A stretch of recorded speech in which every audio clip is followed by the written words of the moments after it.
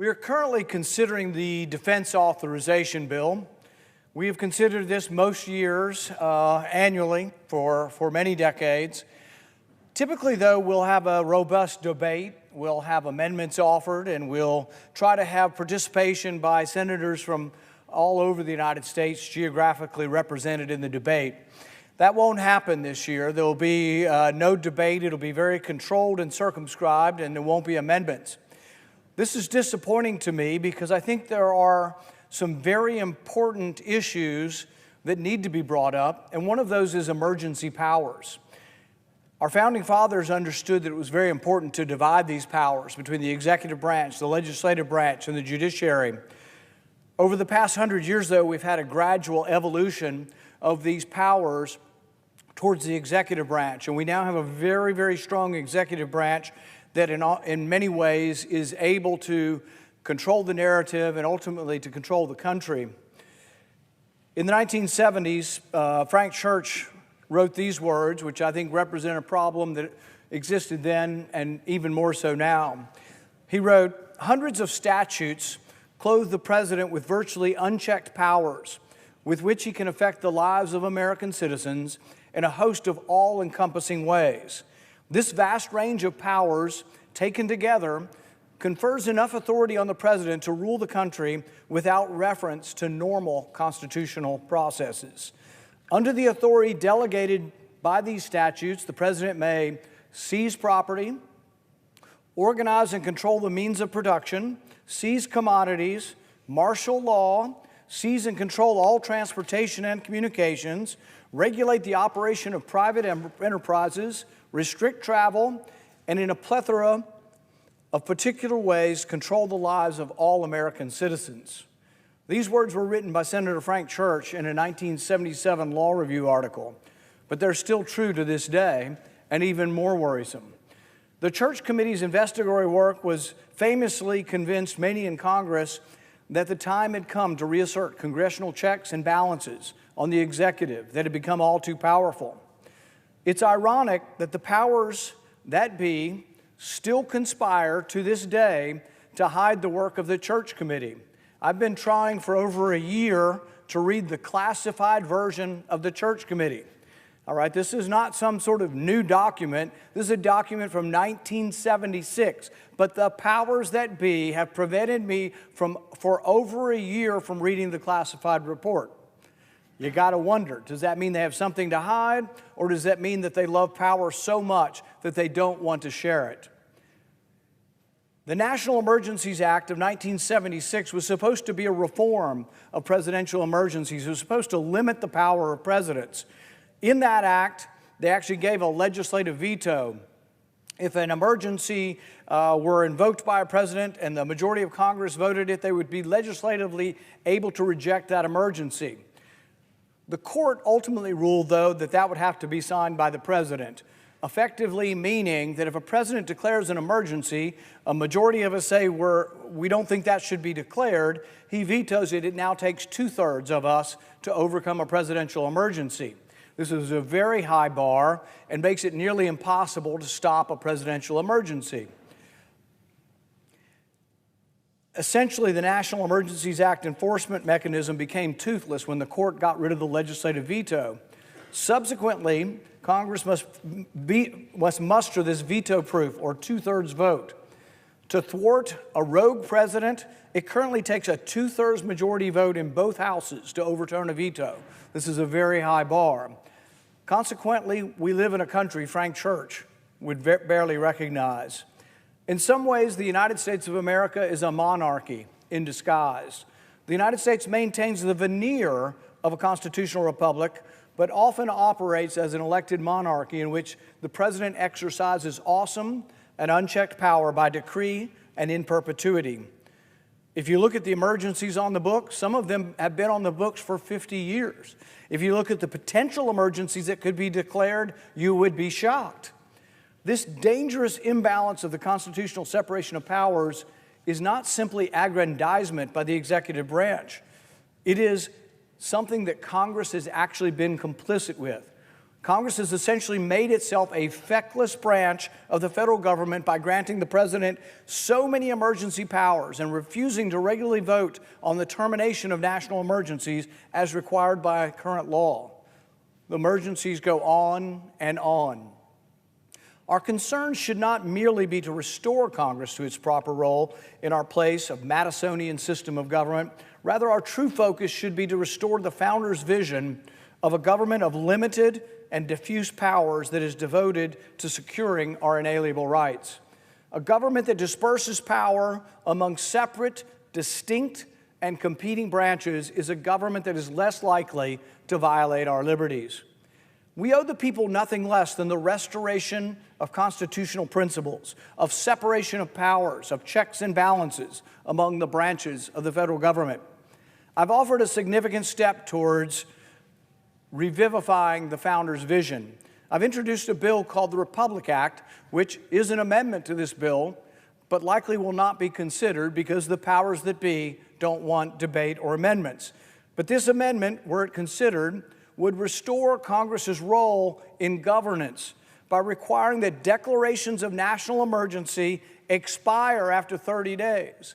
The president would still have the power to declare an emergency, but it would expire after 30 days unless approved affirmatively by Congress. What this does is essentially switches the role we currently have. Currently, it takes 2/3 of Congress to stop an emergency. Now it would take 50% of Congress to affirm an emergency. We did this in my state. For our governor, it's a good reform and goes a long way towards restoring the faith that people have in the separation of powers and the limitation of powers. This simple reform allows the president to respond to genuine crisis, but ensures that the executive cannot rule by unchecked perpetual emergency. My bill includes other reforms that are designed to safeguard the country from emergency rule. My bill would repeal the provisions of the Communications Act of 1934, also known as the Internet Kill Switch, that allow the president, if he declares an emergency, to take over all communications.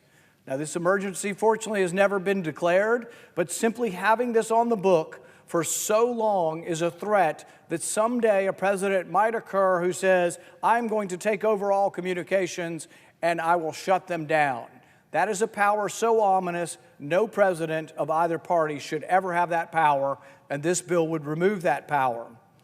Today, though, with the power still in place, with the stroke of a pen, the president could use this power to monitor emails, restrict access to the internet, control computer systems, television, radio broadcast, and cell phones.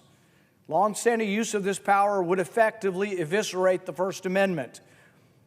If the Republic Act, my amendment today, were accepted, the president would no longer be able to utilize this power, at least would have a limited power during a limited time, and a majority of Congress would have to affirm the continued use of this emergency.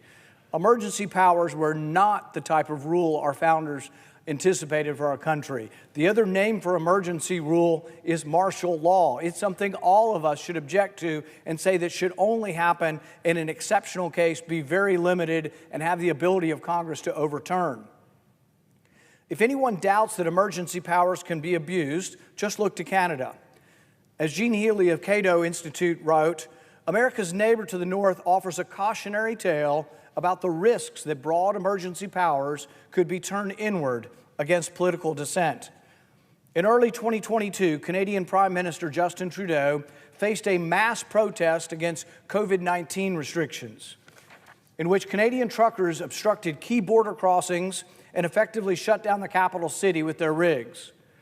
Instead of simply clearing out protesters and punishing them via conventional legal means, Trudeau invoked emergency powers broad enough to permit the financial unpersoning of anyone participating in the protest. He went to their bank accounts and took their money.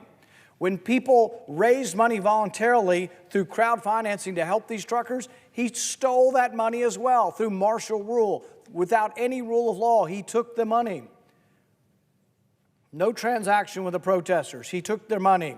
People were locked up under martial law. Canada's 1988 Emergencies Act gave the Trudeau government staggering powers to subject individual protesters to debanking without due process. This is the danger of presidential power, of excessive presidential power. It isn't about any individual president, it's about all presidents of either party, because men and women will succumb to the desire for power. It's inherent in all. That's why we must have checks and balances.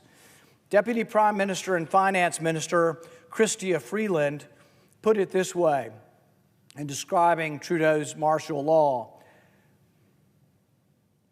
As of February 2022, and a warning to the truckers, as of today, a bank or a financial service provider will be able to immediately freeze or suspend an account without a court order.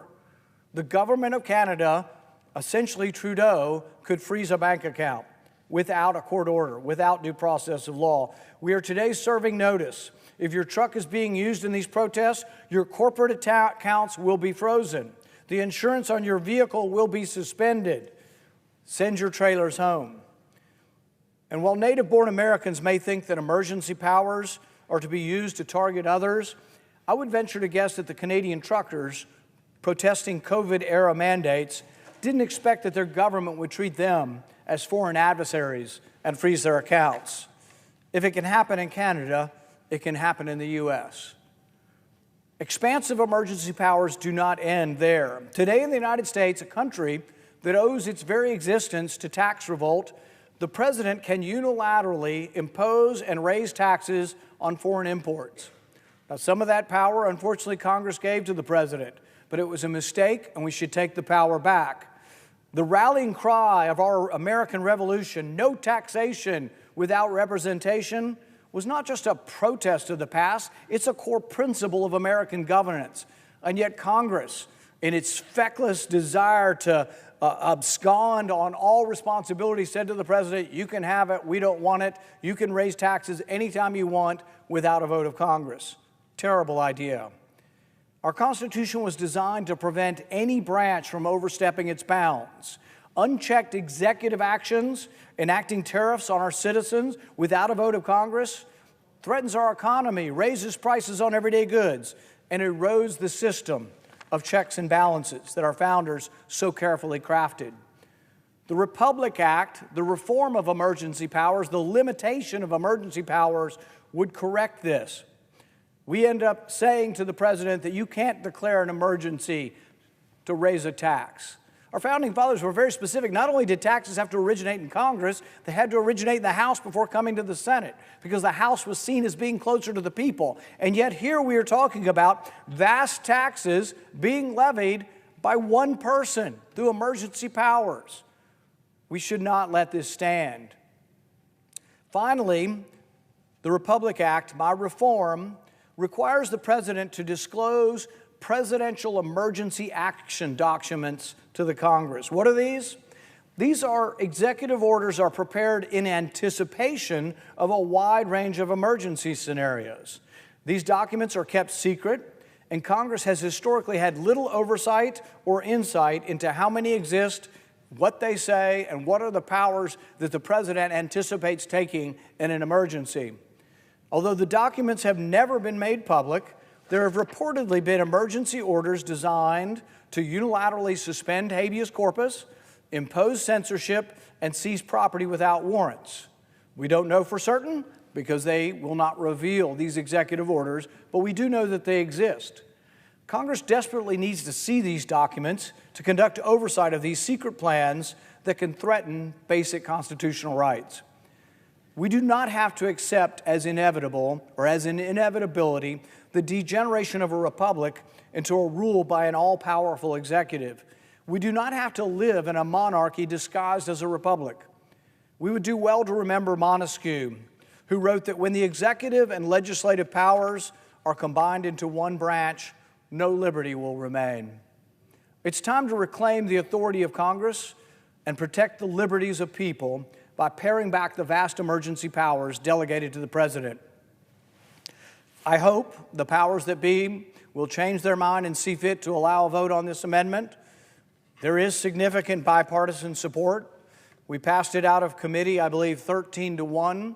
The Democrat chairman is a co-sponsor of this bill. I think this is a bill that really should bring both sides together. There used to be pride in our country, the pride in the legislative branch to hold firm against usurpation of power by the other branches. This was a pride that went beyond party label and brought legislators together. In recent years, it's been disappointing. Some people are for presidential reform of presidential emergencies when their party's not in power, and some people are for it until they're against it when their guy or their woman is in power. I can tell you this, I've been for this emergency reform under the previous president. I'm for this emergency reform under the next president, because this is about power. It's about the dispersion of power. It's about decentralizing power. It's about the constitutional separation of powers. It's about checks and balances. It's important enough that it should be considered. I think it would pass were it considered, but the American people need to know that important debates like this will only occur if the powers that be allow the vote to occur. So I would beseech the powers to be to allow a vote on this amendment and for my colleagues to vote yes. Thank you, and I reserve the remainder of my time.